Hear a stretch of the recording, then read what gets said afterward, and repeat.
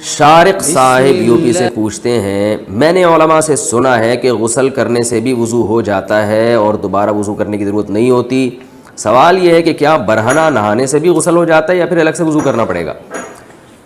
بھائی غسل کا جو سنت طریقہ ہے نبی صلی اللہ علیہ وسلم نے جو ہمیں سکھایا ہے وہ یہ ہے کہ غسل سے پہلے پورا وضو کیا جائے، اس کے بعد پھر باقی غسل کیا جائے، تو اس میں وضو تو ہو ہی جاتا ہے خود بخود ہی، یعنی خود بخود ہی نہیں، یعنی آپ کے کرنے سے، تو لہٰذا دوبارہ وضو کی ضرورت نہیں ہوتی۔ اور اگر آپ نے سنت کے مطابق غسل نہیں کیا، پہلے وضو نہیں کیا، ڈائریکٹ نہا لیے، تو بھی جب آپ نہا لیے تو وضو والے